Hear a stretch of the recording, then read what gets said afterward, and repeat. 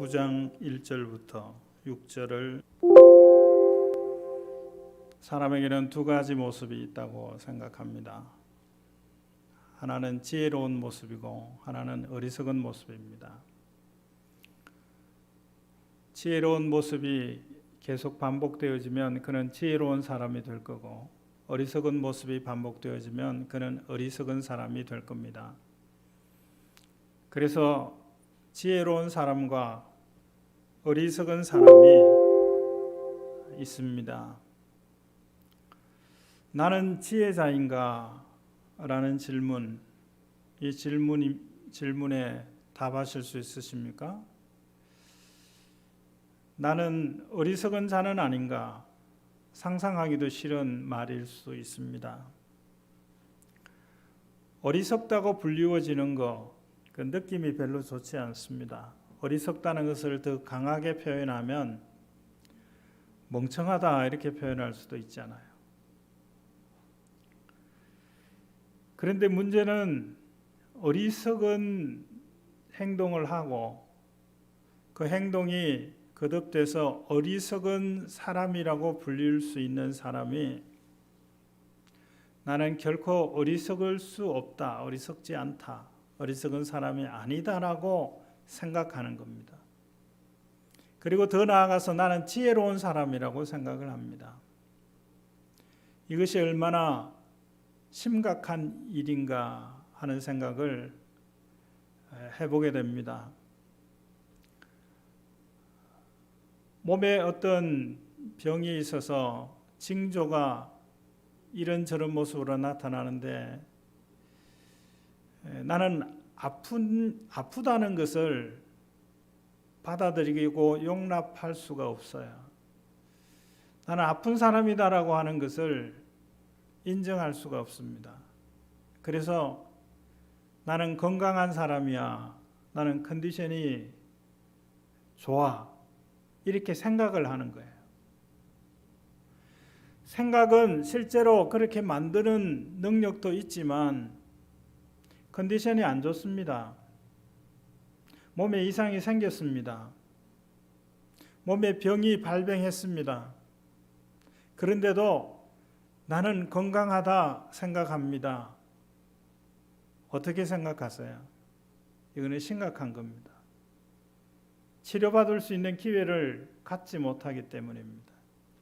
치료받으면 건강할 수 있는데 나는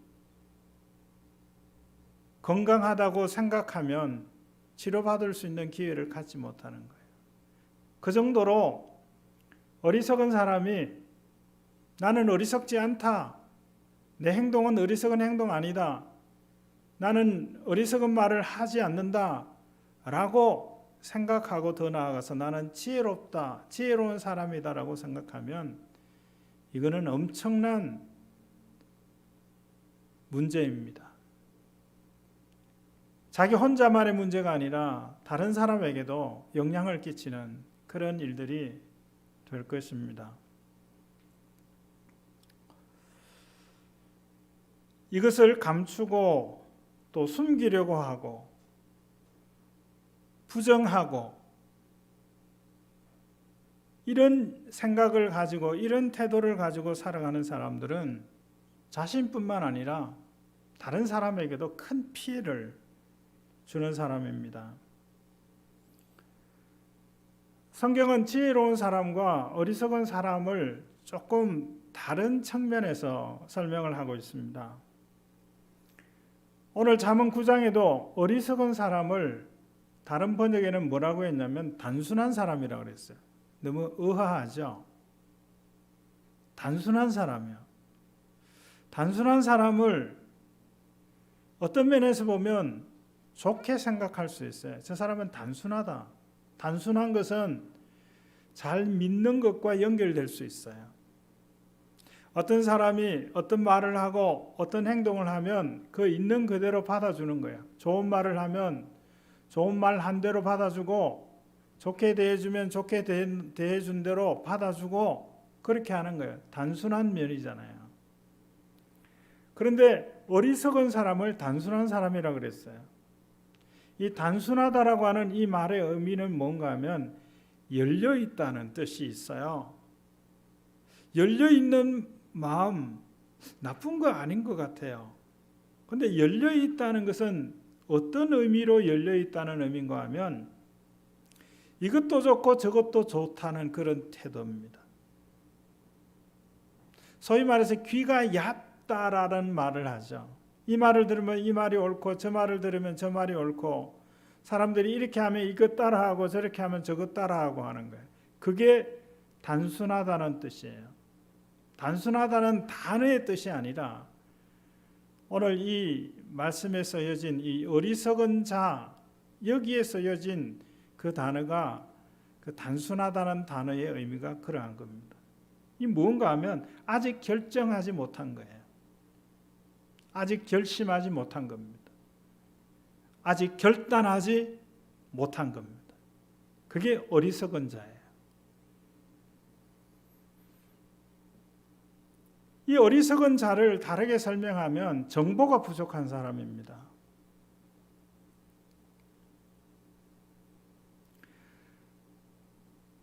상처가 생겼습니다. 상처가 생기면 어떻게 씻어야 합니까? 오염된 물로 씻으면 안 되잖아요. 근데 상처난 그 부위를 바닷물, 소금물로 씻는다고 생각해 보세요. 금방 느낌이 오잖아요. 오염된 물로 씻어서도 안 됩니다. 깨끗한 물, 정제된 물로 씻어야 합니다. 또 다른 이야기를 해볼까요? 음식을 하다가 맛을 보니까 짜요. 짜면 어떻게 합니까? 재료를 더 넣죠. 싱거운 재료를. 그래도 안 되면 물을 더 넣기도 합니다. 그런데 누가 맛을 보니까 음식이 짠데 소금을 더 넣었다고 합시다. 그런 사람을 우리가 어떻게 이야기합니까? 단순하다고, 어리석다고 이야기하는 거예요.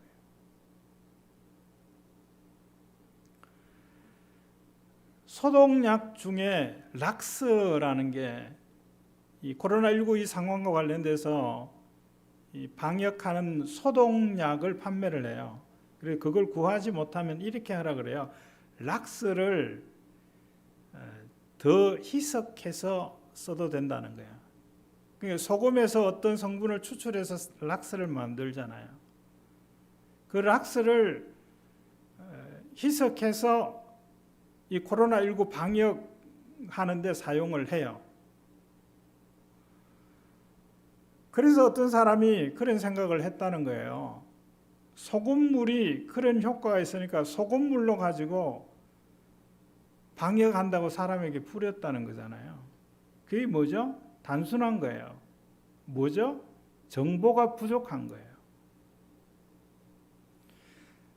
어떤 정보가 부족한 사람을 어리석다라고까지 말합니까? 하나님에 대한 정보가 부족한 사람을 어리석은 사람이라고 그럽니다. 시편 14편에 보면 어리석은 사람은 하나님이 없다고 말한다 그랬어요. 하나님에 대한 정보가 없는 거예요. 하나님이 없는 게 아니라 하나님에 대한 정보가 없으니까 하나님이 없다 그러는 거예요. 어리석은 사람입니다. 어리석은 사람들이 어디에 있는가 하면 성중 높은 곳에 있다 그랬어요.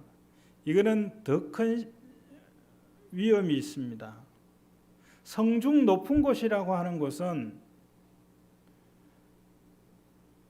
높은 자리라는 뜻이에요. 어리석은 사람이 높은 자리에 앉아 있어요. 때로는 그런 것 때문에 언론에서 많이 이야기하는 때도 있잖아요. 전문가가 아닌데 그 분야에 전혀 문외한인데 그 분야에 정보도 없는 사람인데 그 분야에 대표를 맡게 되는 그런 경우들.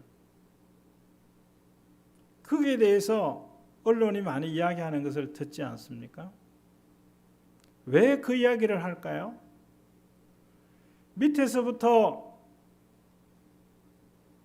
실력을 쌓아오고 경험을 쌓아온 그런 사람들이 그 말을 하는 겁니까? 아니잖아요. 그 분야에서 전문가가 그 분야의 대표를 맡아야 된다는 생각은 누구나 다 갖고 있는 거잖아요. 그런데 어리석은 사람이, 하나님에 대한 정보도 없는 사람이 높은 자리에 앉아 있습니다. 이거는 심각한 문제가 아닐 수가 없어요. 저들은 안 되는 줄 알면서도 그 일들을 아무렇지도 않게 행합니다. 하면 되는 줄 알면서도 못하거나 하지 않습니다. 결정하지 않습니다. 결단하지 않습니다. 반면에 지혜로운 사람은 어떤 사람인가 하면 분명한 사람이에요. 어리석은 사람을 단순한 사람이라고 말하는 것은 한 면만 보는 거예요. 하나만 생각하는 거예요. 보이는 것만 말하는 거예요. 지혜로운 사람은 한 면만 보지 않아요. 하나만 생각하지 않아요. 보이는 것만 보지 않아요. 지혜로운 사람은 분명한 사람입니다. 결정을 한 사람이에요. 결단한 사람입니다.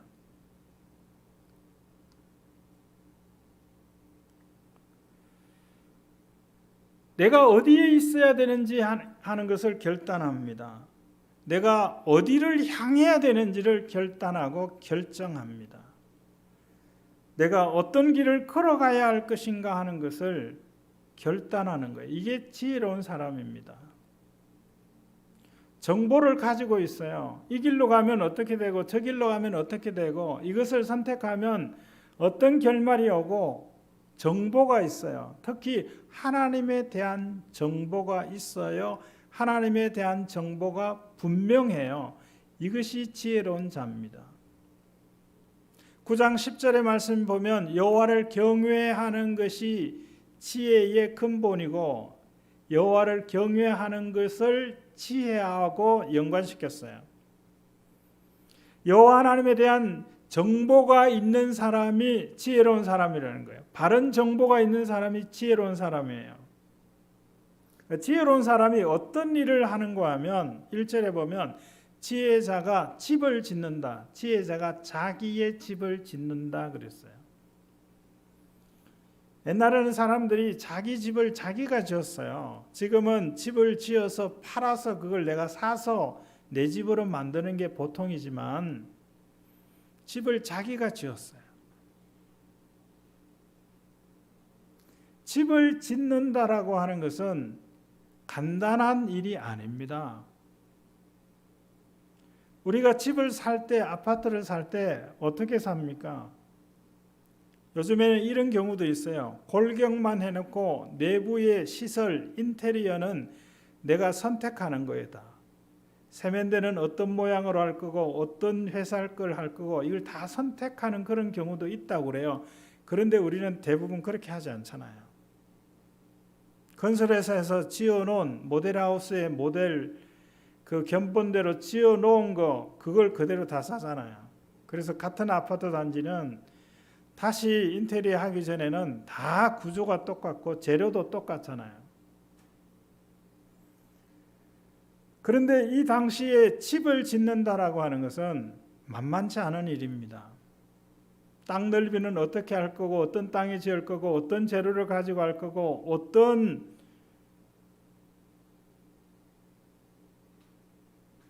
것들을 가지고 집을 지을 건지 그거 하나 결정하는 일이 쉬운 일이 아니죠. 지혜자는 자기의 집을 짓는다 그랬어요. 또 두 번째 하는 일은 짐승을 잡는다 그랬어요. 짐승을 잡는다는 것은 음식을 준비하는 과정 중에 하나인데 성경에 짐승을 잡는 경우에 제사하는 것과 연관이 있어요. 단순한 사회에서는 먹는 거 다 신에게 드린 것을 먹는 경우들이 많아요. 그래서 제사한다는 거예요. 지혜자가 누구에게 제사하겠습니까? 하나님에 대한 정보를 아는 사람이 누구에게 예배하겠습니까? 그 다음에 하는 것이 포도주를 혼합 혼합한다 그랬어요. 포도주를 혼합하는 방법이 두 가지를 소개하고 있습니다. 하나는 감람나무에서 나오는 모략이라고 하는 그 물질과 섞는 거예요. 그러면 그게 어떻게 되는가 하면 그 포도주의 도수가 높아진대요. 마치 맥주에 소주를 갖다 부으면 그 맥주가 도수가 높아지는 것처럼 그렇게 하는 사람들이 성중 높은 곳에 있어요. 그런데 지혜자는 포도주를 혼합하는데 모략을 섞는 것이 아니라 희석하기 위한 물질을 섞어요. 대표적인 게 물이겠죠. 그래서 포도주를 음료처럼 마실 수 있게 한다는 거예요.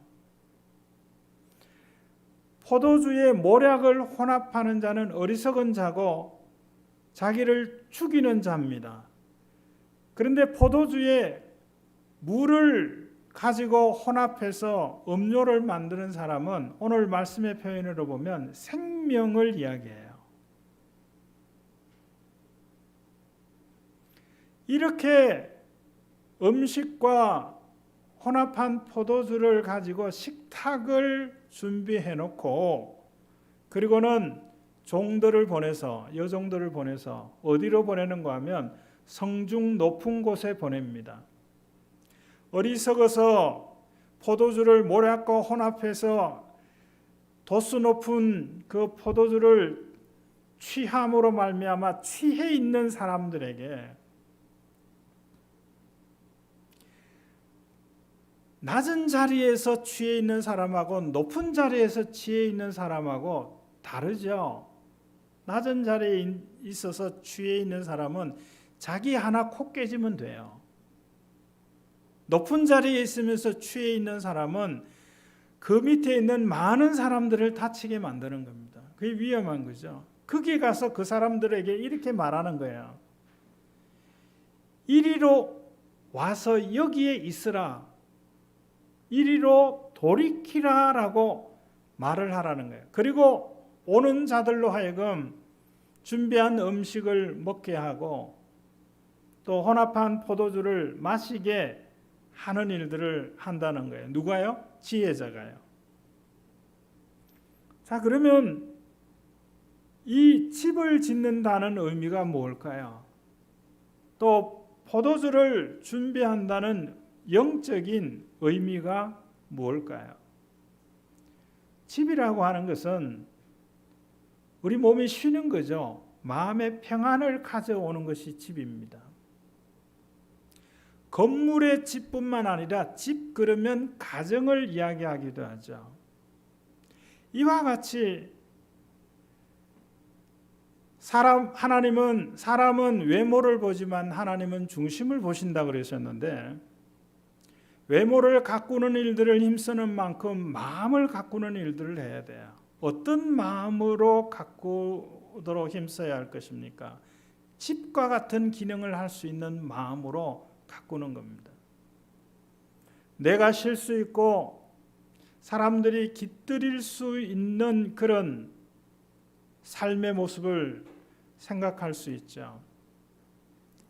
그리고 포도주에 모략을 섞어서 먹는 것은 취해서 나자빠지는 것이지만 포도주를 희석해서 마시는 음료는 즐겁게 하는 것입니다.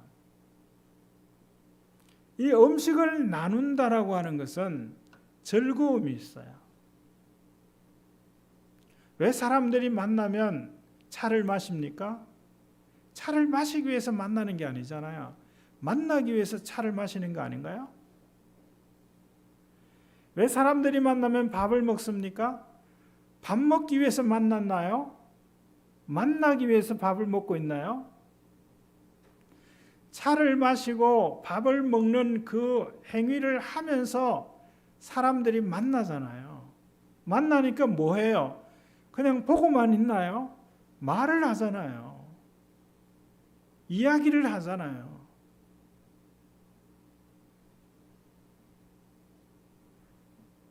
그래서 지금 4명은 모여서 밥 먹어도 되고 5명은 안 되고 이거 참 우스운 얘기예요. 이렇게 해서 되겠어요? 이미 어린이집 아이들은 어떻게 밥 먹는 줄 아세요? 어린이집 아이들은요, 밥만 먹어요. 어린이집에서 칸막이 있는 데서 혼자 앉아서 밥만 먹어요. 그렇게 해야 돼요. 그렇게 해야 해결되는 거예요. 4명 밥 먹는 거하고 5명 밥 먹는 거하고 뭐가 차이 있어요? 두 사람만 앉아서 이야기하면서 떠들면서 밥 먹으면 똑같아요. 10명이 먹거나 2사람이 먹거나 똑같아요. 포인트를 놓치고 있는 것 같아요.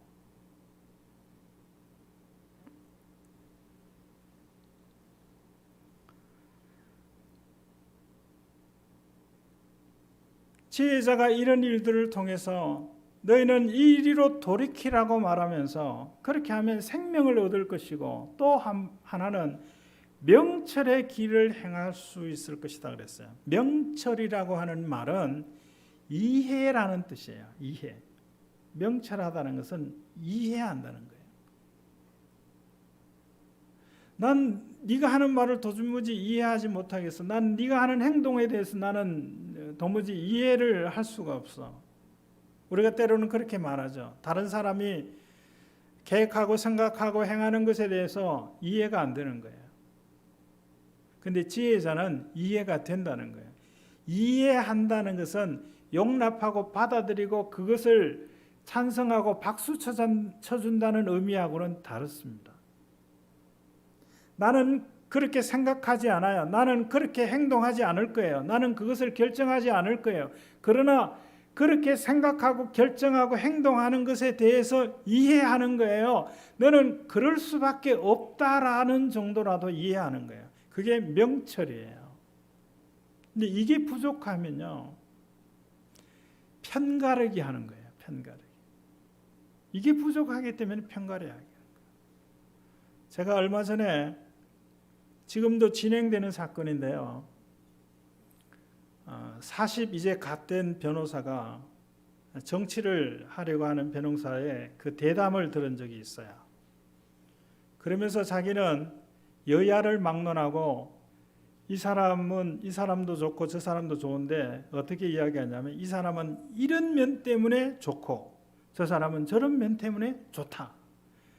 얼마나 분명하게 이야기하고 마치 얼음 가뭄에 냉수 마신 것처럼 속이 다 시원하더라고요. 야, 저렇게 말할 수 있구나.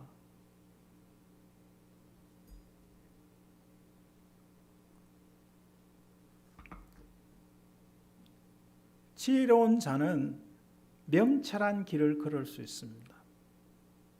단순한 게 아니잖아요. 굉장히 복잡하잖아요. 우리는 어떻게 합니까? 내가 좋아하려고 결정한 사람은 뭐든지 다 좋은 거예요. 이건 아니잖아요. 명철함이 있어야죠.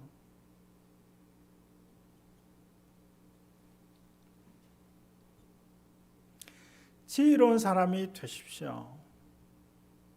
그리고 어리석은 사람들에게 말할 수 있기를 바랍니다. 뭐라고요? 이리로 돌이키라고요. 이리로 오라고 말할 수 있어야 돼요. 이리로 돌이키라고 하는 말의 의미는 어떤 의미가 담겨 있습니까? 네가 있는 곳에, 네가 가는 곳에, 네가 하는 것은 지금 뭔가 잘못됐다라고 지적하는 거잖아요. 책망하는 거잖아요. 잠언 9장 8절 이하에 보면 거만한 자의 이야기가 기록이 되어 있어요. 거만한 자를 꾸짖지 말아라. 그러면 너를 싫어할 거다 그랬어요. 그러면서 지혜로운 자를 꾸짖어라. 그러면 너를 사랑할 거다 그랬거든요. 이 어리석은 사람은 어떤 사람인가 하면 거만한 사람하고는 달라요. 어리석은 사람은 단순한 사람이죠. 정보가 부족한 사람이에요. 정보를 주면 그 정보를 받아들이는 사람이 이 단순한 사람이에요. 그래도 어리석은 사람이 나아요. 그래도 단순한 사람이 나아요. 거만한 사람은 잘못된 것을 말해줘도 그것을 받아들이지 않아요. 근데 어리석은 사람은 잘못된 것을 말해주면 받아들여요. 그래서 어리석은 사람에게, 정보가 없는 사람에게, 하나님에 대한 정보가 없는 사람에게 그것을 알게 해 주어야 한다라고 말씀합니다.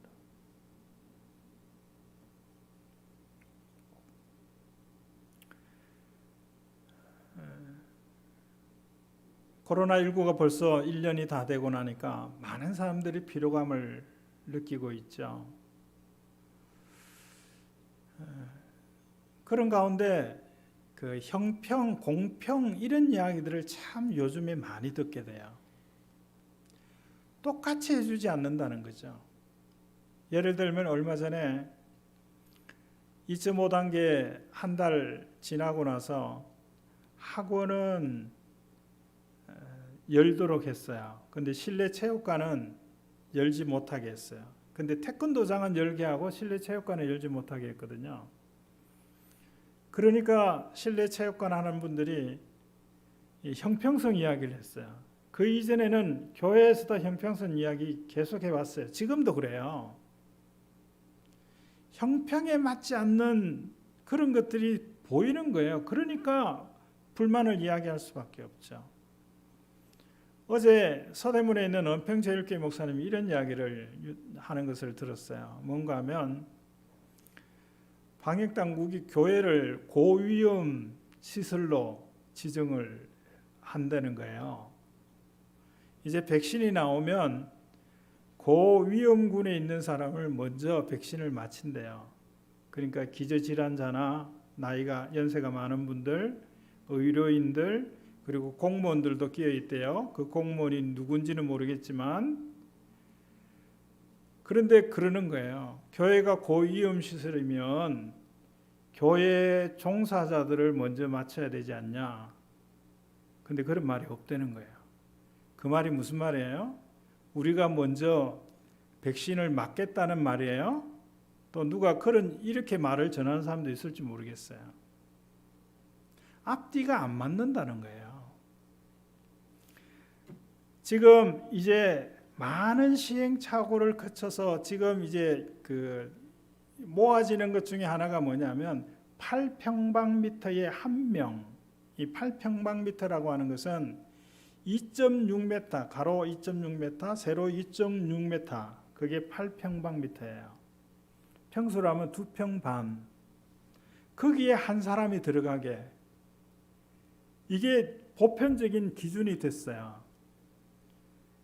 그렇다면 교회에도 그것을 적용해 주면 좋은데 교회는 그 적용을 안 하는 거예요. 우리는 그 기준에 적용을 받으면 20명까지, 22명까지 들어올 수 있어요. 그런데 다음 주부터는 10명이래요. 이게 형평이 안 맞는다는 거예요. 이런 것들로 지금 많이 이야기가 되어져요. 그런데 문제는 저는 다른 면을 봤어요. 어떤 면을 보았냐면 아까 말씀드린 그 내용이에요. 4사람이 밥을 먹든지 2사람이 밥을 먹든지 똑같다는 거예요. 혼자 밥 먹게 하면 되는 거예요. 지하철에도 인원 제한을 해야 돼요. 그래야 해결돼요. 우리에게 부당하게 대한다라고 하는 이야기를 하는 것이 아니라 이걸 종식시키려면 그렇게 해야 된다는 거예요. 밥 먹지 못하게 하는 거 아니잖아요. 식당 영업 못하게 하는 게 아니잖아요.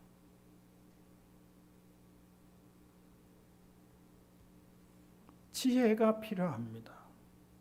세상에서는 이런 지혜가 안 나와요. 하나님에게서 하나님의 관점으로 봐야 이런 지혜가 나오는 거죠. 지혜로운 생각을 하실 수 있기를 바랍니다. 지혜로운 사람으로 평가받으실 수 있을 것입니다. 그리고 어리석은 사람들을 보세요. 그리고 명철함으로 그들을 바라보세요. 이해하는 시각으로 바라보는 거예요. 그러면 그를 도울 수 있는 방법이 있습니다. 이해하니까 용납하는 게 아니에요. 박수 쳐주는 게 아니에요. 너 잘하고 있다라고 말하는 게 아니에요. 헛된 격려는 하지 않는만 못한 겁니다. 이리로 오라고, 그리고 여기에 머물러 있으라고. 그런데 머물러 있으라고 여기 오라고 한 그곳이 어리석은 자의 자리라고 하면, 지혜롭지 못한 자의 자리라고 하면, 유혹하고 미혹하는 자가 그런 말을 한다고 하면 그것은 또한 심각한 문제가 아닐 수가 없습니다. 그래서 지혜로운 자가 되십시오. 하나님에 대한 정보를 정확하게, 많이 분명하게 가지십시오. 그리고 결정하십시오. 결단하십시오. 그러면 이렇게 말할 수 있습니다. 어리석은 자들을 향하여서 거만한 자로 나가지 않을 수 있도록 거기서 멈추라고, 그리고 여기로 오라고 이렇게 말할 수 있습니다. 이렇게 담대하게, 떳떳하게, 용기 있게 말할 수 있는 믿음의 사람들이 되어지기를 주의 이름으로 축원합니다. 하나님 아버지, 지혜자가 되게 하시고 어리석은 자들을 바라볼 때 긍휼한 마음으로 볼 수 있게 하시며, 그들을 향하여 지혜자의 삶의 모습을 보이며 이리로 오라고, 거만한 자의 자리로 나가지 말고 거기 멈추어서 돌아서서 여기로 오라고 말할 수 있는 저희들 될 수 있게 하여 주옵소서. 예수님의 이름으로 기도드립니다. 아멘. 지금은 부활이요 생명이신 우리 구주 예수 그리스도의 은혜와 하나님 아버지의 다함이 없는 사랑하심과 성령님의 감동, 감화, 교통, 충만하심이 지혜로운 자로 명철의 길을 걸어가며 어리석은 자를 거만한 자리로 떨어뜨리지 아니하고 지혜의 집으로 오게 하는 삶을 살아가는 성도들 가운데 이제로 영원히 함께 있을지어다. 아멘.